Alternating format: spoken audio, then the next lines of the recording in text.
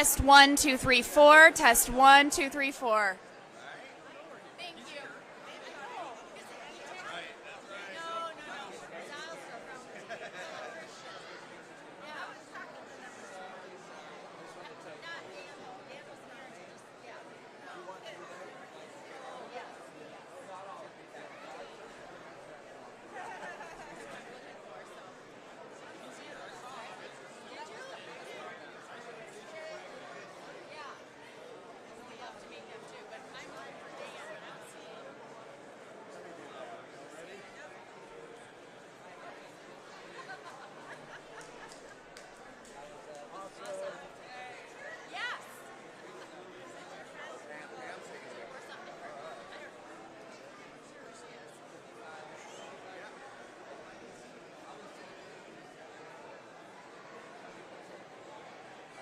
Send that to, yes, thank you.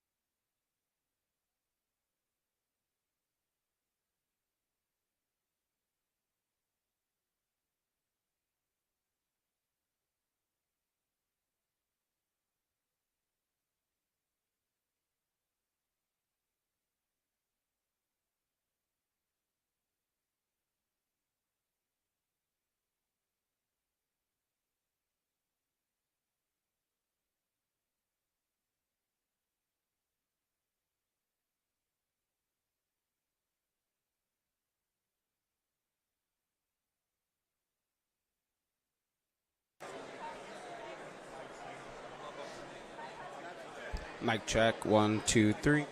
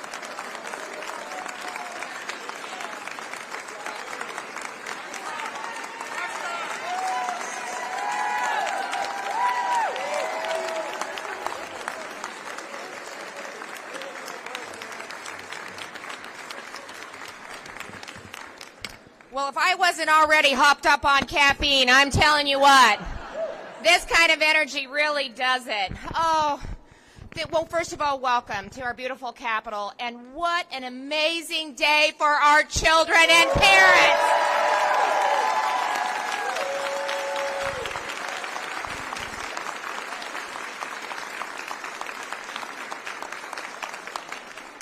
And I hope you know this, but a heartfelt thank you to each and every one of you for everything that you've done to get us to this point right now. So give yourself a round of applause.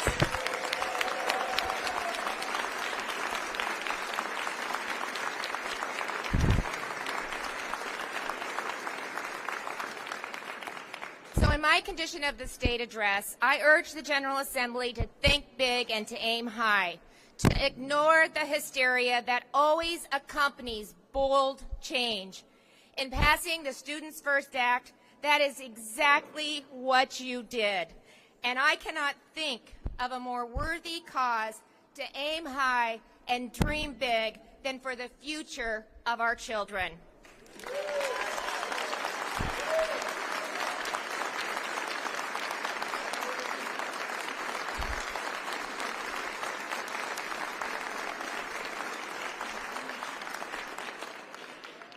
Major progress often comes from being willing to challenge the status quo, to think outside of the box, to be open to change, to lead. And the bill that I'm about to sign does just that. For the first time, we're funding students instead of a system. We're rejecting the idea that the answer to improving education is simply pumping more money into the same system year after year without making significant changes. And we are putting an end to the notion that competition is a zero-sum game.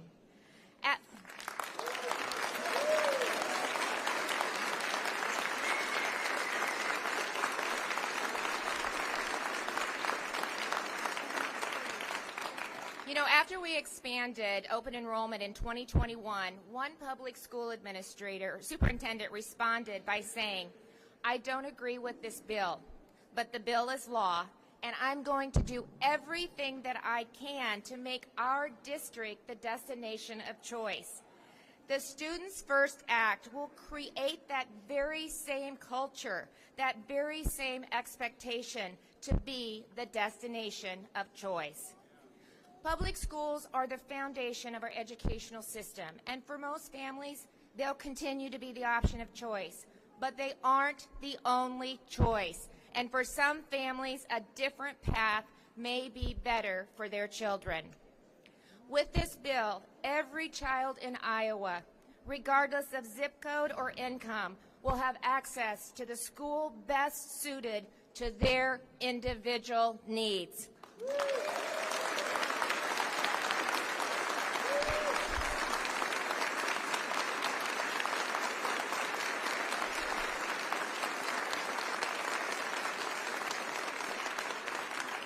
We're also giving much-needed flexibility to our public schools.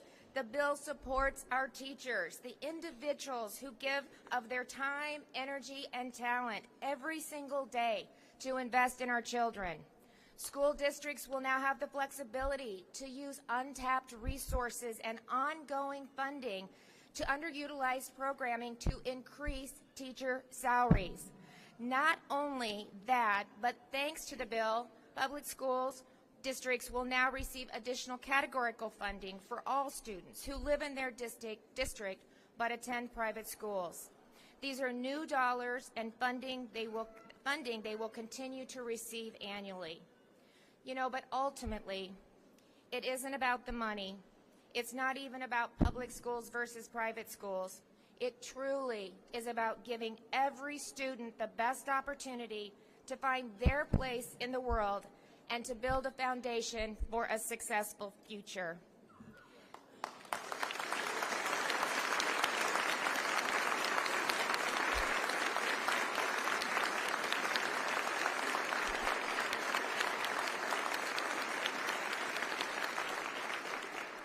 There are so many people that I want to thank, so bear with me. First and foremost, I want to thank Speaker Grassley and Leader Whitford.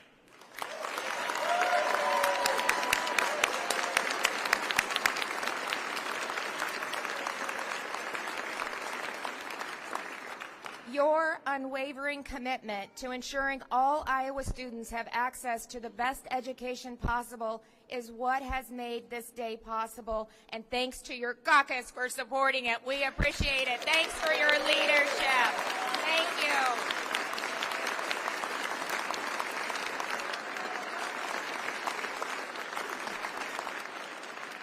Senators,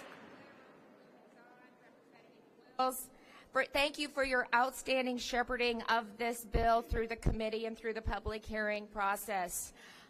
Awesome. Just awesome. I don't know where, there you are. Leader Winchittle, thank you. Thank you for everything that you've done to make sure that we had the numbers, we had the votes to get it across the finish line. We could not be more grateful to your work on this bill. Thank you.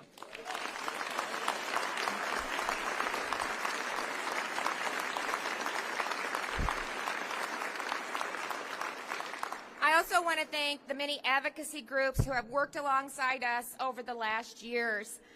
Thank you for your insights on the impact of choice and your support for this effort. We absolutely could not have done it without you.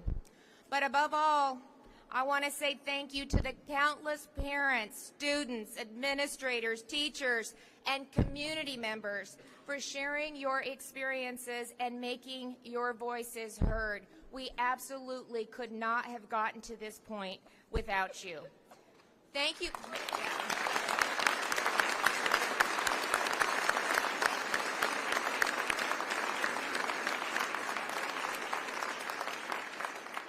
Thank you, honestly, for being such capable and courageous advocates for students and families. I have a plaque on my desk that says, "Never give up. Never give up. Never give up." Thank you, Winston Churchill.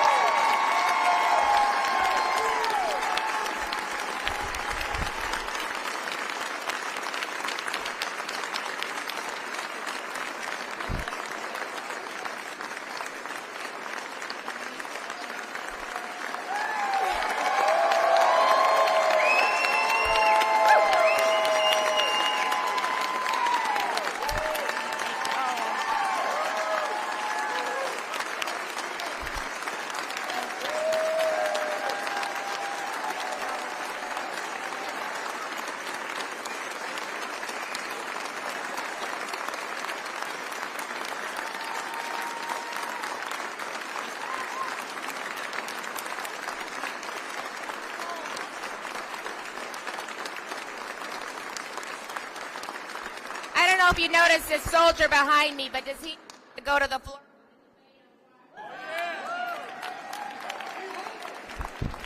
I would do the raw, but I don't do it justice. So with that, though, listen, I've had the opportunity to speak, but I do want to give the speaker and Leader Whitmer an opportunity to come up and say a few words as well.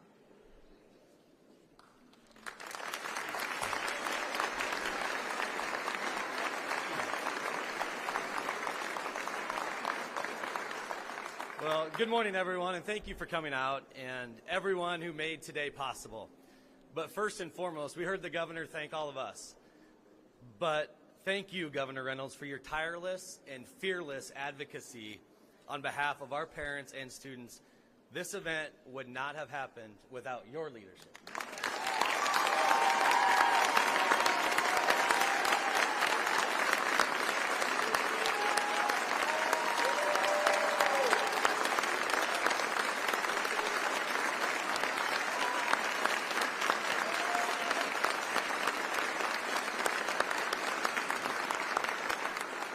I also want to thank the many Senate Republicans who fought through the noise and misinformation, as you hear it, in some cases for decades, and advocated for all parents to have the same choice in education as parents with the means to afford it. People like Amy Sinclair, complete rock star last night.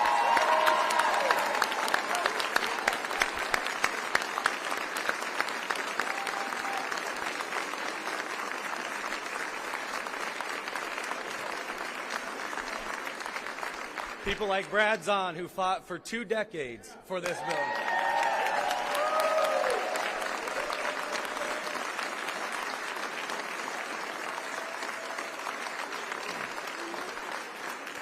And also senators like Senator Jerry Bain, who fought for 2 decades and retired without seeing this, but still was here yesterday to see this victory. We could not have done it without all of your efforts as well.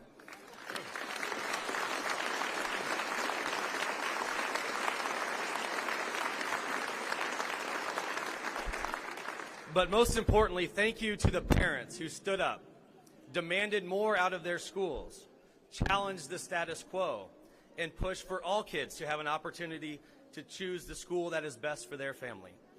Republicans in Iowa have continuously fought for school choice, but school choice means something different to different people. It could be public school to public school through open enrollment. It could be public school to charter school. It could be public to non-public. Or it could mean, like we saw throughout COVID, just do my kids have a chance to even be in school? School choice is different for different people.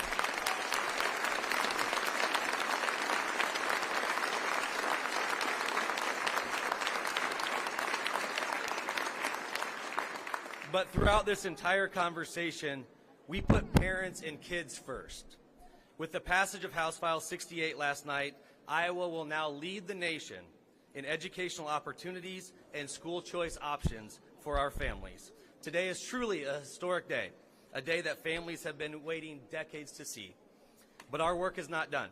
We will continue to push reforms to ensure that all schools, both public and non-public, provide a world-class education here in Iowa. So once again, thank you to everyone for all that you've done to make this possible.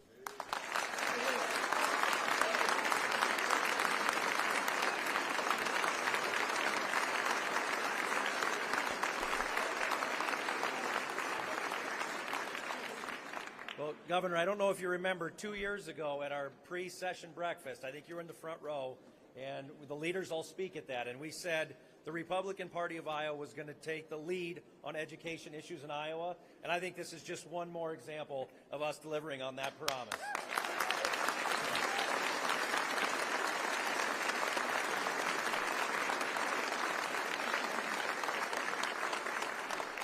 And it's always dangerous to be one towards the tail end of speaking, not to repeat too many things, but Leader Whitford said something that I think is so true.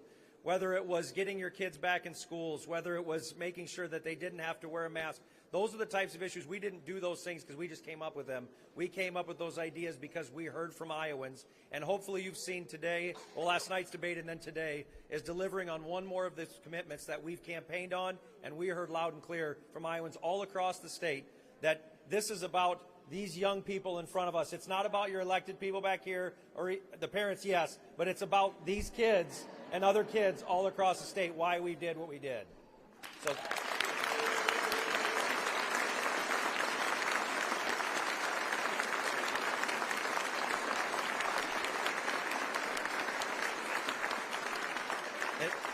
and I want to thank Governor Reynolds, but I more importantly want to thank the rest of our caucuses.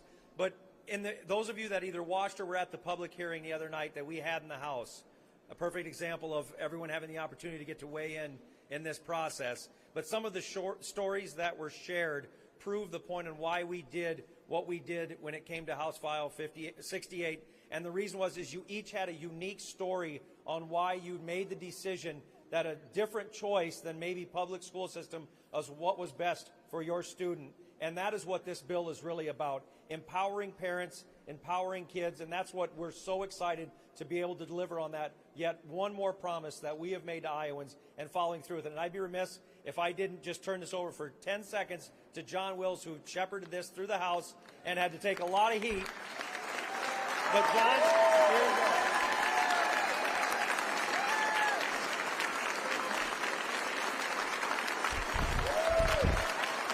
I've only got 10 seconds. Only 10 seconds.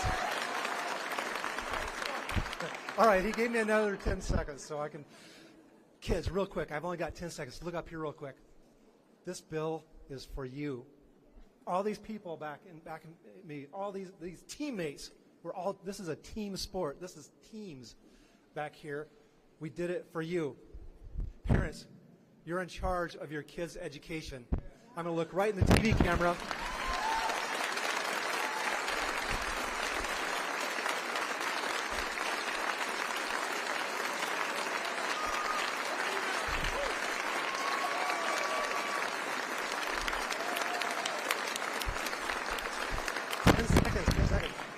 to look right in the TV camera and say, parents all across the state of Iowa, you're in charge of your kids' education. And I want to see Governor Reynolds sign this bill right now, so thank you all.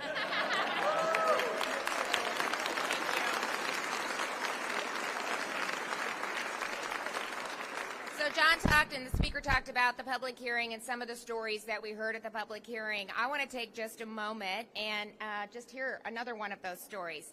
Arlene McClintock is a first-generation Mexican-American who grew up in rural Iowa.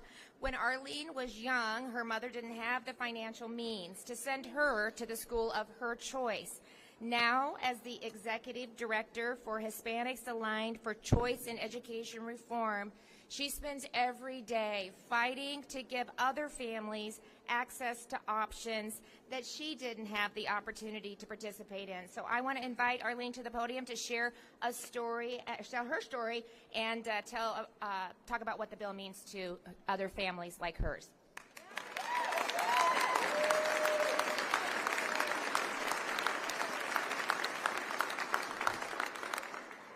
Thank you, Governor Reynolds. Thank you for the opportunity to be here and just to share a little bit of my story.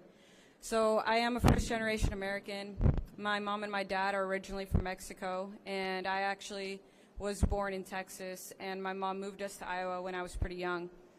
And I grew up in a small town here in the state of Iowa, and my experience was unique and it was different because having to learn English, I translated at parent-teacher conferences for my mom. I remember going to parent-teacher conferences and the teacher would talk to me and then I would turn to my mom and I would translate for her. And that experience was just very different, very unique. And growing up, my mom always instilled in us and always told us, you have to have a good education, you have to have a good education. And so it's awesome that this bill has now passed because it's really seeing what my mom instilled in us come to fruition today. So very excited to see what this is going to present for other families.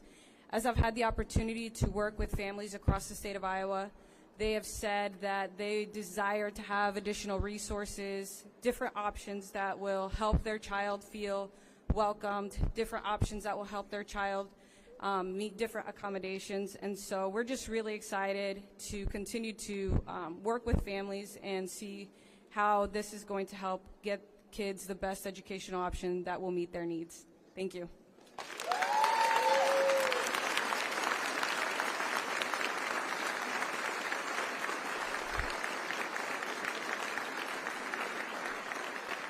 Thanks so much, Arlene. I appreciate you so much sharing your story. And last but not least, I have Dan Zylstra, is the head of schools at Pella Christian Academy.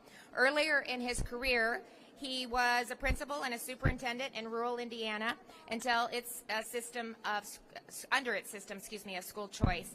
He has a great perspective of the impact of school choice and how that affects public schools, especially in rural Iowa. So, Dan.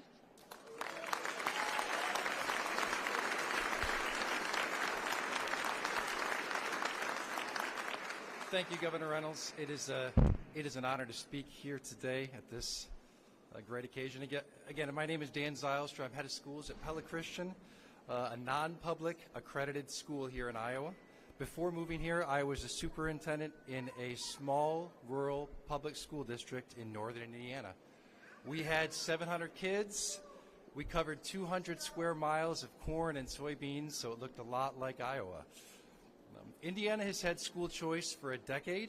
They have high income limits, and families can choose any public or accredited private school. And today, it brings me immense pleasure to say that families in Iowa now have that same choice.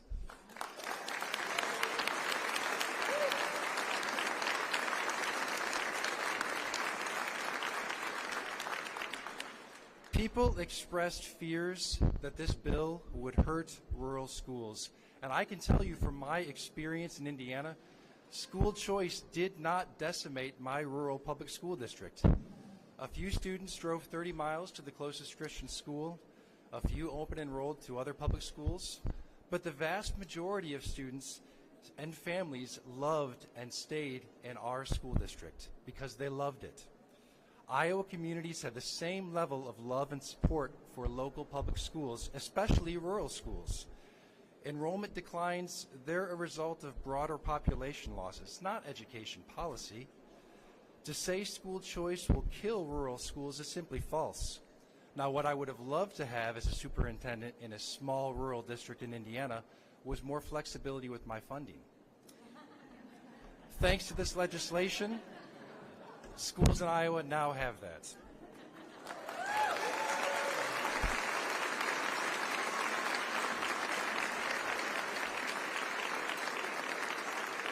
So, Governor Reynolds, representatives, senators, staff members, and all the people in this room who have worked so hard to make this happen, and the people of Iowa who clearly expressed this in November. You have put Iowa's students and families first, setting the state on a course which will improve all schools, increase overall student achievement, and most importantly, provide every parent the choice of where their child will spend half of their waking hours. Thank you.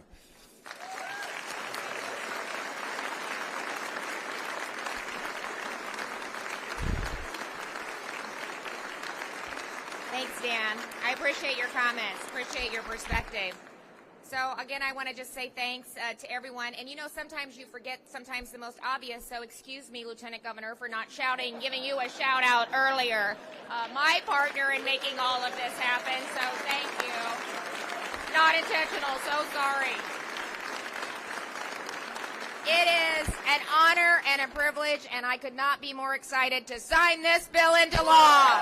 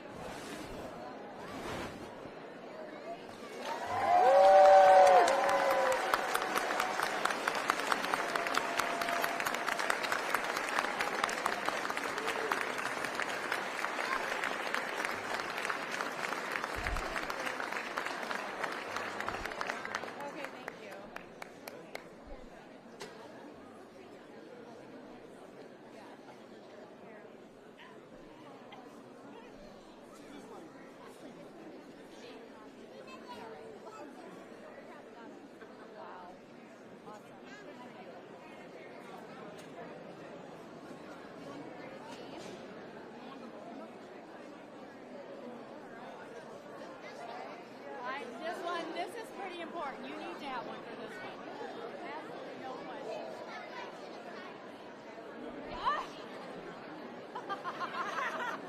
Thank you so much, Governor. Thank you. Thank you.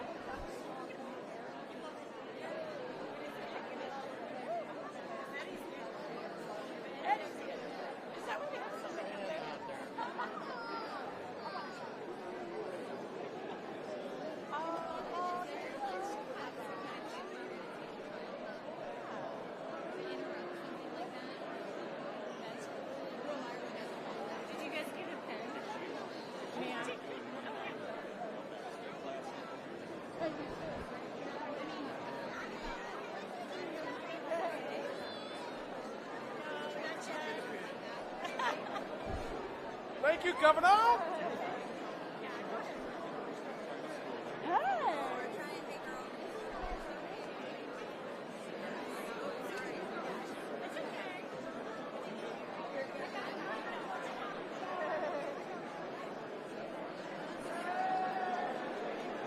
Did you get a pen?